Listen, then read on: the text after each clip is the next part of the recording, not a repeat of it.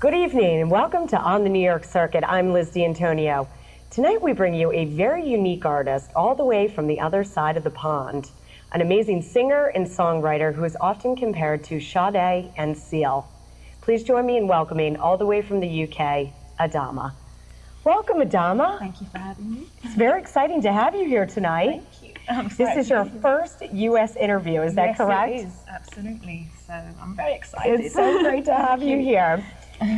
So listening to your music and your lyrics, they're so pure and so powerful.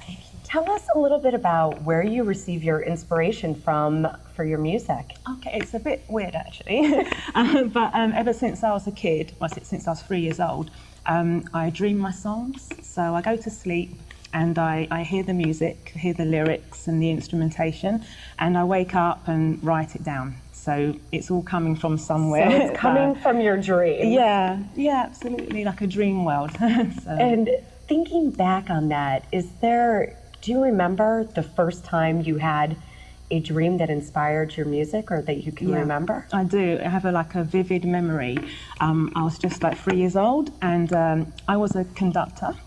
It sounds funny. Yeah. A white curly wig on and, the sticks. And I was on the way to conduct my orchestra and I was late. And I remember the sound of the symphony. I can recall every single instrument. I knew what they were playing and I was dreaming, orchestral music ever since, and it evolved into songs, and so that's very amazing. Thank you.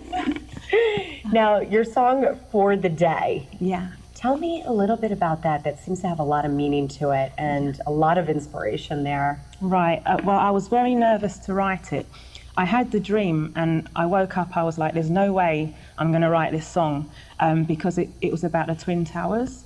And even though it didn't mean the actual Twin Towers, it was symbolic of something within people. The lyrics, it was kind of like the Twin Towers are going back up again, like that, right? Yeah. I was like, what's going on?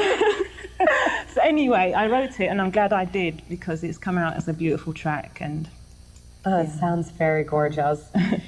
So, Delicate Dragon, which is very exciting, just to show everybody, this is the name of your 2007 debut CD, right? Yeah. And when is this expected to be released? In October this year. Okay. Yeah. And the name Delicate Dragon, where does that name come from? Another weird dream. Does that come from another dream, or? I tend to look back at my lyrics and read them after I wrote them to find out what was going on, So I wrote it and then I read it afterwards and I was like, what the hell's going on?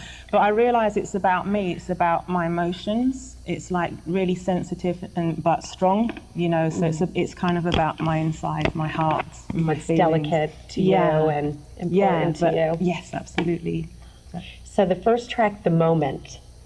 That has some pretty big importance to it. The bass line to it is from Sade's song Paradise, right? Right, absolutely. And tell us a little bit about that. How did she become involved with that? Well, I'm lucky that she gave us permission to use the sample. I dreamt that on a flight to New York. Was that from London to New York? It was from LA to New York. Okay. And I woke up, I was like, was that Sade's bass line in the dream, Oh my gosh, I hope, she'll let me use it.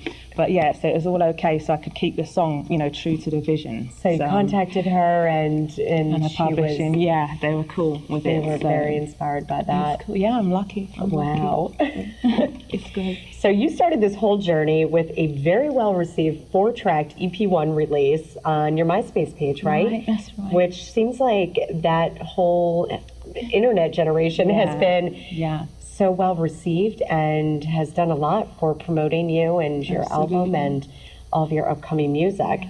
So your runway hit on there, Take Me Home, which we're all very excited, which Adama will be singing up next. So we're very excited about that. And Take Me Home, tell us a little bit about that and what is the inspiration behind that song? Another dream. Another dream. All these dreams. I wish I had some inspiring dreams like that. It can be a bit of a pain sometimes, but it was a really emotional dream. very deep dream. And I remember we had a recording session with the Jerusalem Symphony Orchestra in Israel, where I recorded the album, and I dreamt it like shortly before the session.